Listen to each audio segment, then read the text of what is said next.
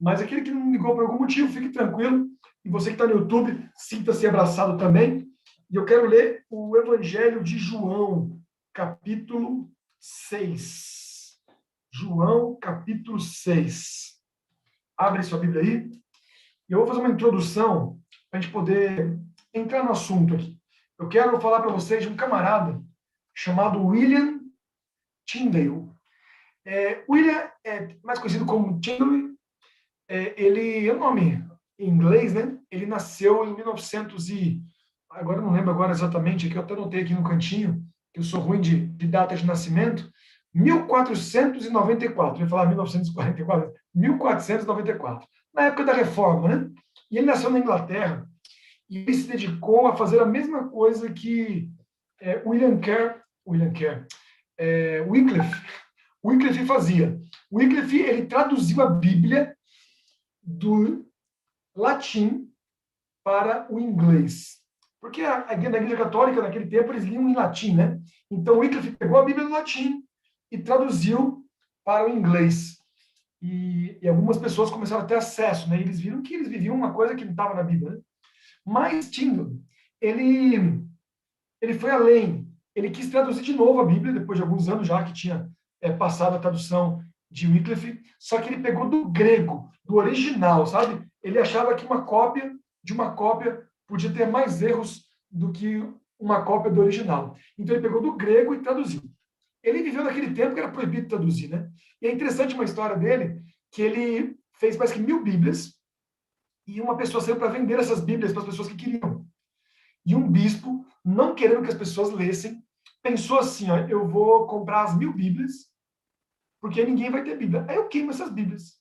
Ninguém vai ler a Bíblia. E ele comprou todas as Bíblias daquele vendedor, só que com dinheiro, a história conta que Tyndale produziu 3 vezes mais Bíblias. Ele conseguiu imprimir, né? E foi na época, porque a Bíblia de Wycliffe foi feita à mão, né? A Bíblia de Tyndale foi feita já na prensa, né? Foi feito impressões. Então ele fez 3.000 Bíblias depois, e assim ele distribuiu muitas Bíblias na Inglaterra para tirar o povo da cegueira. Mas por que eu estou falando de Tyndale? Porque ele tem uma frase interessante que ele diz assim, ó, vocês sabem quem ensina as águias a encontrar a presa? Ele pergunta, né? Pois bem, esse mesmo Deus ensina seus filhos famintos a encontrar o Pai em sua palavra.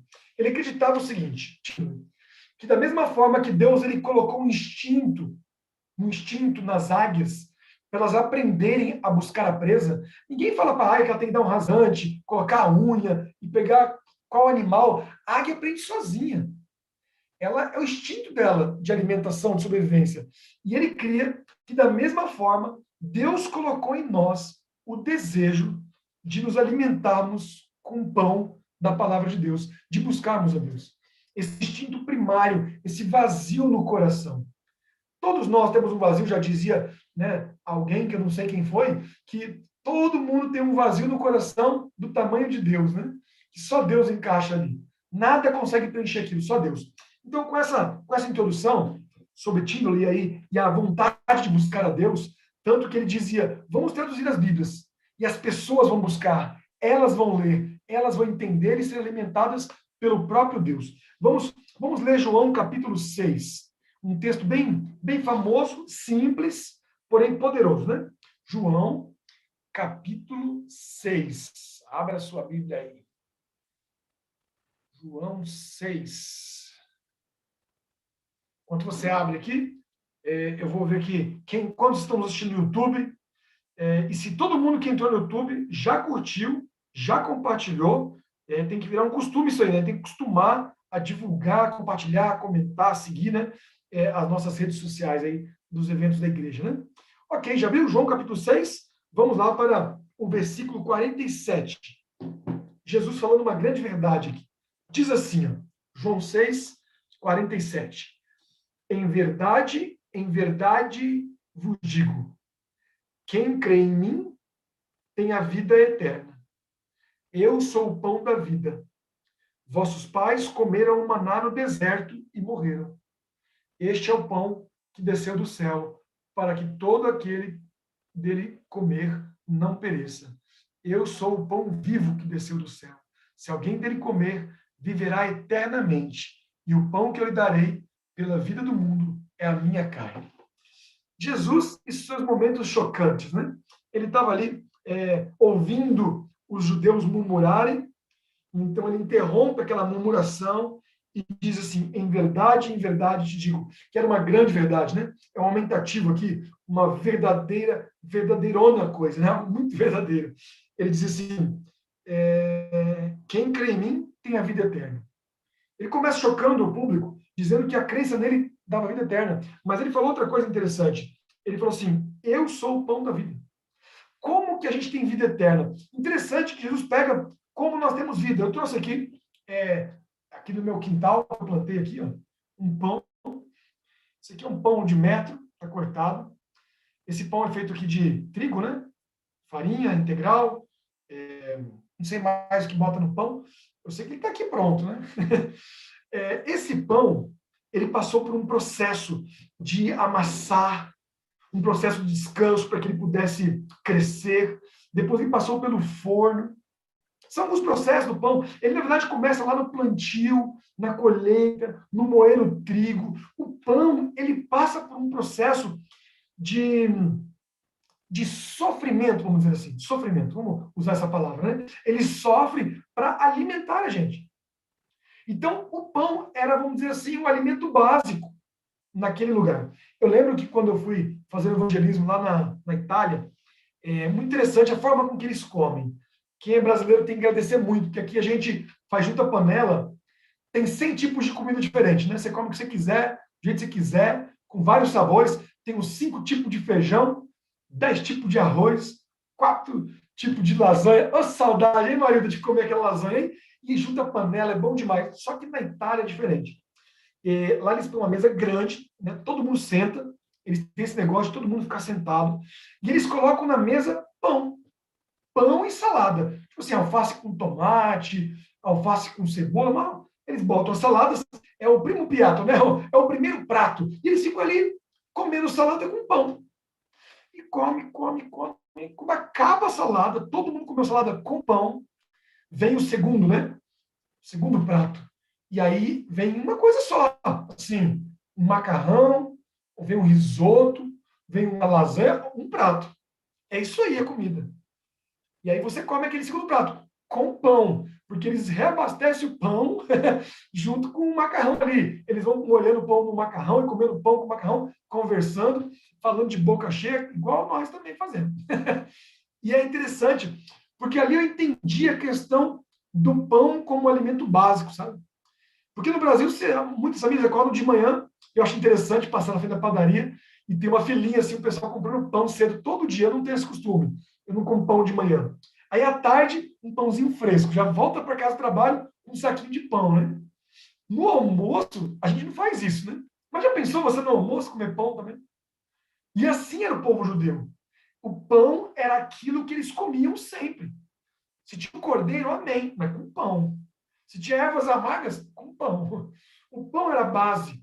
Então, Jesus agora, falando que ele dá a vida eterna, ele fala a forma que ele dá a vida eterna. Olha só, a forma. Como é que é a forma? Alimentando. Eu, ó, de novo, verso 48. Eu sou o pão da vida. Sabe, tem muitos tipos de pão. Confesso que os pães que eu comi lá na Itália foram enlouquecedores. Até hoje eu fico me lembrando. Pão gostoso, assim, sabe? Pão bruto, feito naquele azeite cru, assim, não sei, você sente aquele gosto de azeite mesmo, virgem, sabe? Muito gostoso. Então, Jesus, ele, de vários pães que existiam, pão integral, pão italiano, pão francês, aqui chama de pão, acho engraçado demais. Como é que é o nome do pão aqui, francês? Não é brotinho, quem me ajuda aí? Aqui tem um nome engraçado, para quem não está aqui em Tatuí, eu vou contar para vocês. Eu fui Filãozinho? pedir filãozinho. Eu acho que eu sei por que é filão. Porque para você comprar ele, tem que pegar a fila. Então é o pão da fila, o filãozinho. Deve ser isso. Eu não sei. Eu até hoje não aprendi. Eu falo, aquele pão ali. Ela falou assim, o filão? Eu falei, isso. Eu falei, quem não sabe, né? Acho que a mulher da padaria fica assim, quem que não sabe chamar o pão de filão? Então tinha muitos tipos de pão. E ele fala um pão específico. Ele fala, eu sou o pão da vida. Olha que interessante. Se você pegar uma padaria, um cardápio de todos os pães, não vai ter esse pão lá, né? Pão da vida. De que esse homem está falando? Esse é um choque daquelas pessoas. Ele diz que dá a vida eterna e ele dá com pão. Mas nem qualquer pão que dá a vida eterna. Porque o pão que as pessoas comem, elas morrem. E ele diz isso aqui no verso 49. Ó. Vossos pais comeram um maná no deserto. Lá no Êxodo, você vê eles recebendo pão do céu. Olha que pão top. O pão maná, ele era tipo uns grãozinhos assim, sabe? Uns flocozinhos, branquinhos, assim, amareladinhos. E eles juntavam, amassavam, trituravam e depois faziam farinha para fazer o pão. O maná era assim. Todo dia caía maná do céu. E eles comiam o pão do céu. E Jesus, então, ele não se compara com o pão francês, com filãozinho, com o pão sírio, né, que é o pão do meu povo lá da Arábia. Ele fala assim: vocês lembram do pão que caía do céu? Que Moisés, olha, Moisés e o povo do céu comeu? Então, eles comeram e morreram. Aquele pão caía do céu, ainda assim não dava vida eterna. Mas eu sou o pão da vida. Quem comer este pão, Jesus falou, né? Não vai morrer. Porque eu sou, olha aqui, ó, o verso 51. Eu sou o pão vivo que desceu do céu. Olha que analogia. O maná caiu, mas o maná não era vivo. O maná era uma farinha. Eu sou o pão, mas que desceu vivo. Gente, entender esse texto é muito importante. Entender o choque que ele causa. Olha só, tudo que eu preciso, ó, tudo que eu preciso para ter vida eterna é comer. Porque é a comida que traz vida, gente. Quem não come, morre. Então, para ter vida, eu preciso comer. Para a vida eterna, eu preciso comer o quê? Eu preciso comer de Cristo. Ele fala, esse pão é minha carne. Eu desci vivo, dei a vida para vocês, e quem comer desse pão vai ter vida eterna. Sabe? Quem participar de Cristo, quem se alimentar de Jesus, da palavra, porque Cristo falou que ele é a palavra, ele é o verbo vivo, vai ter vida eterna. O segredo da vida eterna está aqui, ó, no pão diário, que é Cristo, que é a sua palavra. Aqui ele também faz uma referência à Santa Ceia, que é uma forma literal, né, de você provar do pão da vida. Mas você não come de Jesus só na Santa Ceia. Você come todos os dias. E aí eu volto para o Salmo 57. Né? Eu achei legal. Eu fiz um culto ontem. Talvez alguém assista aqui, que assistiu o meu culto ontem. 1 da tarde ontem eu fiz um culto para os funcionários da TV Novo Tempo. Fui convidado e eu achei estranho, porque me convidar, assim, da onde que surgiu me convidar aqui de Tatuí? Mas Zoom, né? O Zoom dá esse privilégio, a internet, eu preguei para eles ontem. E aí o pastor Alceu, que é um dos oradores lá do Novo Tempo, é o pastor responsável, ele me contou como que ele ficou sabendo de mim. Ele falou assim, pastor Vinícius, eu recebi uma mensagem do meu pai, ó, o pai dele mora em Curitiba, meu pai em Curitiba mandou mensagem para mim, falou assim, filho, assiste esse culto aí desse pastor, é a sala 57, e assiste aí que ele tem uns sermões sobre buscar a Deus às 5 horas da manhã, vai fazer bem para você. E o filho do pastor mandou para ele de Curitiba, lá no Novo Tempo. E ele assistiu e me ligou, falou assim, você que é o pastor da sala 57? Eu falei, estão falando aí também, mas eu sou da 59 também, às vezes até da 60. A gente acorda um pouco mais tarde, às vezes, mas eu creio que devemos buscar a Deus nas primeiras horas do dia. Mas olha como é interessante, a notícia vai correndo e as pessoas vão ouvindo, e é isso que eu quero falar para você. Se você não está sabendo ainda, existe uma multidão de gente que está acordando entre as 5 e 7 da manhã, porque tem uma sala aberta. Uma sala, não no Zoom, não uma sala no YouTube, mas uma sala na casa de Deus, no trono de Deus. Uma sala para te receber. Jesus quer te alimentar antes de você comer o pão francês, antes de você comer o pão sírio, antes de você escovar os dentes, antes de ir para o trabalho, antes de você falar com as pessoas, antes de você conversar com seu esposo. Jesus quer alimentar você. E se você não entender a importância disso, eu quero que você esqueça que eu estou aqui. Esqueça que está tendo um culto e imagine que Jesus está na sua frente e ele vai falar uma mensagem para você agora, direto para você. Olha, ele está olhando para você, finge que aqui é Jesus agora. Filho, eu sou o pão da vida. Os seus pais comeram o maná no deserto e morreram. Mas este pão que desceu do céu, para todo aquele que nele crê, não perece, não estraga. Eu sou o pão vivo que desceu do céu. Se você, meu filho, comer de mim, você vai viver eternamente. E o pão que eu darei pela vida do mundo é a minha carne. Ele está dizendo para você, olha, filho, coma, passa tempo comigo. Sabe, eu creio fortemente que o maior problema da igreja não é o secularismo, não é, os movimentos, sei lá, os ismos do mundo, não é, sei lá, o crescimento do ateísmo, do islamismo. Eu não creio nisso. Eu creio que o maior problema hoje da igreja é falta de passar tempo com Jesus. Porque a igreja só morre quando ela não tem Cristo. Porque quem tem Cristo tem vida eterna, porque ele é o pão da vida. Ele é o pão que desceu do céu. Um pão desse aqui, ó, ele tem mais ou menos umas 100 gramas. Um pão desse, talvez para alguém aqui menorzinho, dá para ficar satisfeito 4 horas. 4 horas. Para mim, umas 2 horas, né? Deixa eu comer 2 desses para ficar 4 horas. Quem come de Cristo, por mais que o pão de Cristo dure para a vida eterna, você tem que comer sempre também. E olha que interessante, esse processo de fazer o pão, de preparar o pão, também é uma analogia de tudo que Cristo passou. Cristo passou pelo macetar, pelo amassar, pelo momento que ficou a massa descansando com fermento, quando ele ficou ali na tumba por 3 dias. E o pão agora passa pelo fogo, né?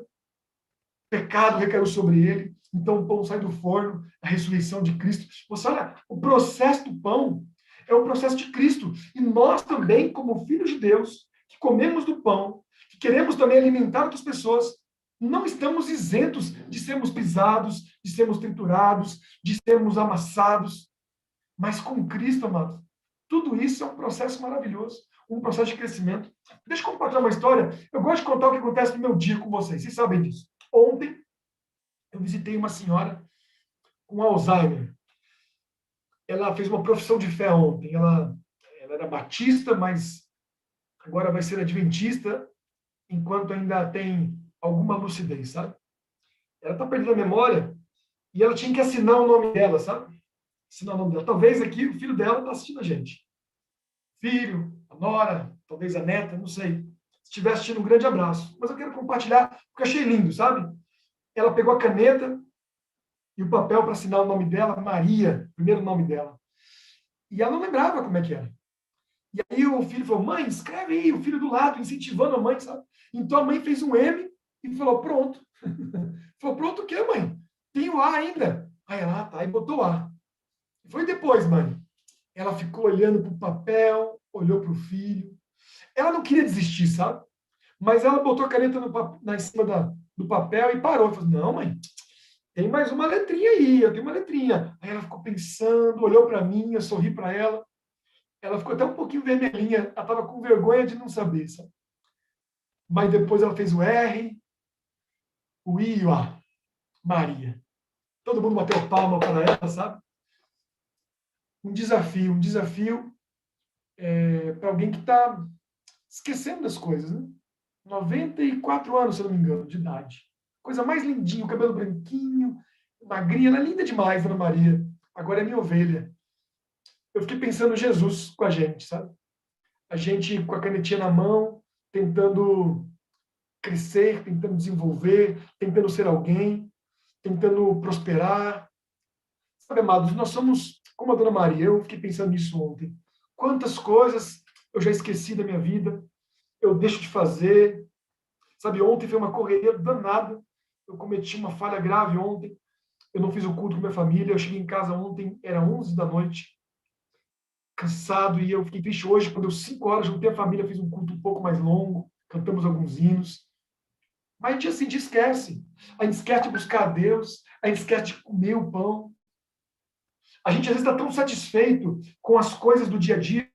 Já ficou satisfeito? Satisfeito com a sua realização, satisfeito com o seu salário, satisfeito com o filho na escola. E é bom estar satisfeito. Só que saiba que essas coisas, as coisas do mundo, satisfazem a gente por um pouco de tempo. Só Jesus é o pão da vida, o pão eterno que satisfaz a gente o tempo todo. Por isso, o meu apelo à minha igreja, aos meus seguidores aqui, àqueles que estão assistindo o culto, busque a Deus todos os dias, nas primeiras horas do dia. E os milagres acontecem. Os milagres acontecem lá na sala 57, porque o pão, que é Cristo, faz algo por nós que um pão normal não pode fazer. E eu vou falar de pão agora normal, para a gente ir para o final. O pão normal, ele é cheio de fibra, né? Ele tem capacidade de alimentar. Mas tem pão, gente, tem pão que é tão sem valor, né? O pão francês é um desses, né? O pão francês, ele não tem nada dentro dele. É pão de vento, uma farinha tão processada que já não tem mais vitamina, não tem mais nada, sabe? Você pode comer 10 pães daquele, o estômago fica pesado, mas não tem nutriente nenhum. Sabe, eu tenho me preocupado com cristãos que leem livros que não têm conteúdo, assistem coisas que só emboloram o pão, só trazem vazio, sabe? E aí ele tenta rechear o pão para dar um gosto e coloca muita pimenta ali, sabe? Apimenta a vida para ver se ela tem adrenalina, para ver se ela entra em risco e começa a papagaiar a vida, sabe? Tem gente se papagaiando todo, se arrumando para tentar achar um sentido, sabe? Eu estou orando por uma moça, ninguém aqui sabe quem que é, mas eu estou orando por ela. Ela está em depressão profunda. E tentando sair da depressão, tentando se amar, ela começou a fazer fotos sensuais. E quem olha as fotos na internet fala assim, nossa, como ela está linda, como ela está bem, como ela está para cima. Olha, logo vai arrumar um bom partido. Nada. Quando ela desliga ali o celular, ela entra para baixo do cobertor e chora, chora e chora e não consegue sair do quarto. Uma vida camuflada, sabe? Um pão oco, um pão esfarelento, sem vitamina, sem conteúdo. Sabe? Eu queria ter uma vacina para chegar lá e dar para ela ser curada, sabe? Eu não tenho. Mas eu posso oferecer para ela isso aqui, ó. O pão de Deus. Sabe, 5 horas da manhã, pega a sua Bíblia. Sua mente está fresca ainda. Seu corpo está faminto. Faz como Tyndall falou. Olha só, que eu vou ler de novo para vocês, porque agora talvez faça mais sentido para você. Olha só. Ele fala assim: sabem quem ensina as águias a encontrar a presa? Pois bem, é esse mesmo Deus que ensina seus filhos famintos a encontrar o Pai em sua palavra. É o mesmo Deus que ensina as águias a buscar a presa. É o Deus que ensina você a buscar o pão, a se alimentar, a sentir satisfeito de verdade. Vou falar para você, querido, somente na presença de Cristo você vai sentir a verdadeira saciedade, verdadeira felicidade. Um pão que desceu do céu, pão verdadeiro. Queria conclamar você a parar de ficar comendo besteira por aí, sabe? Às vezes, se quiser uma sobremesa ali, uma cereja no bolo, não é pecado. Pecado é viver do nada, sabe? É viver comendo porcaria. Estou falando que eu conheço minhas ovelhas. É gente lendo porcaria. Conheci um adolescente que leu 5 livros de uma série de magia e não sei o que mais. Só porcaria. Tá vazio. Aí me procura falando, pastor, eu não tenho vontade mais de ir para a igreja. Eu falei, claro que você está morto. O morto que ir para o cemitério. É vivo que gosta de ir para a igreja. Come do pão de Cristo. Sente o sabor de Jesus. Faz Cristo ser verdadeiro para você. Pão, sabe? Que você sente. Que você se alimenta.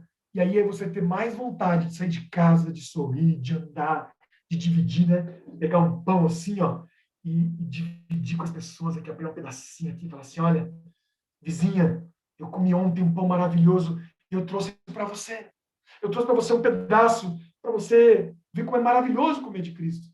E aí você chama outra vizinha, e o pão de Cristo é tão bom que quanto mais se divide, quanto mais você dá, mais você tem, porque ele é o pão eterno. Quem comer desse pão não vai perecer, porque não estraga. Meu querido, siga os conselhos de Tyndale, que tentaram queimar o pão dele, e de 1.000 pães foi para 3.000 pães, e logo toda a Inglaterra teve o pão. Ele morava em uma cidade pequena, foi perseguido, foi encontrado depois em Londres, depois foi para a cidade onde Lutero foi julgado. O nome da cidade não me lembro agora, eu sou ruim de memória para nome, é Worms. Ele foi para Worms e levou mais Bíblia, e por onde ele passava, ele era traído, enganado, e ele continuava produzindo Bíblias. Ele começou a fazer as Bíblias numa impressora, não deu, ele teve que fugir, levou as Bíblias pela metade, imprimiu outra metade em outra cidade, porque Tyndale sabia que o povo precisava era de pão, era de Cristo. É isso que nós precisamos. Nós temos aqui quinta, sexta ainda, para acabar a semana. Não chega sábado morrendo de fome, sabe? Como um mendigo na igreja. Se alimente agora, se alimente amanhã cedo. Chegue na igreja com uma bacia de pães para dividir com os irmãos e com as irmãs, com os amigos. Vamos orar por isso, vamos orar a Deus. E depois da oração, eu vou dar alguns avisos para vocês aí sobre o nosso culto de sábado, tá bom? Feche seus olhos, quero clamar pela sua vida. Senhor Deus, muito, muito obrigado, porque não falta pão para a tua igreja, Senhor.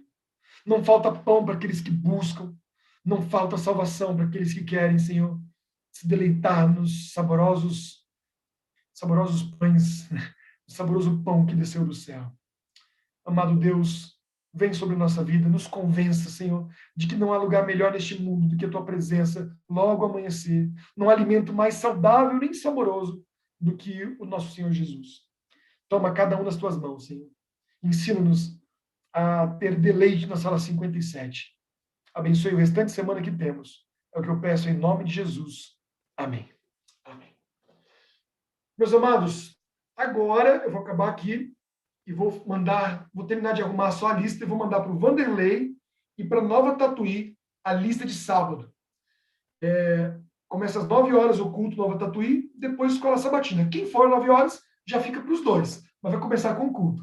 No Vanderlei vai começar às 9 horas também, escola sabatina, e o culto às 10h15. Mas a lista é para quem quer chegar às 9 horas, tá bom? Para ficar das 9 às 11. Se você não pode ir, não tem problema, assista pelo YouTube. Mas as poucas vagas que nós teremos, se você colocar o nome ali, vá. Porque você pode estar tirando o lugar de alguém. Essa lista vai ficar aberta até sexta-feira de manhã ou até se esgotar o número de lugares. O Vanderlei, se não me engano, serão 75 pessoas para a igreja inteira e a Nova Tatuí serão 40 ou 35, agora eu também não lembro. Mas o sistema ali vai fechar, tá bom? O colégio vai estar aberto normalmente, porque cabe todo mundo da igreja lá, e no pátio cabe umas 500 pessoas, a gente vai ter ali umas 60. O Astória também vai estar aberto, sem lista, e sábado teremos, então, todas as igrejas abertas. Continue se cuidando, use sua máscara na rua, não tire ela só quando chegar em casa, lave bem as mãos, mantenha distanciamento, não vá para baladas, gospel, do que seja, permaneça aí mais um pouquinho, né? Se chegou o seu tempo de ser vacinado, seja vacinado. Quem já tomou as duas, conte aí 14 dias e tome a da gripe também. Vamos seguir todos os protocolos e orar. Oração e vacina. Os dois juntos vai ser uma bênção na sua vida, tá bom? Os cuidados e oração para quem é jovem. E vai ser uma bênção para você também, tá bom? Então, eu me despeço aqui para quem está no YouTube, para quem está no Zoom, e a gente se vê aí sábado, na verdade, nas lives da noite, né? Amanhã temos o Bíblico do Evangelho de João, e mais presencial.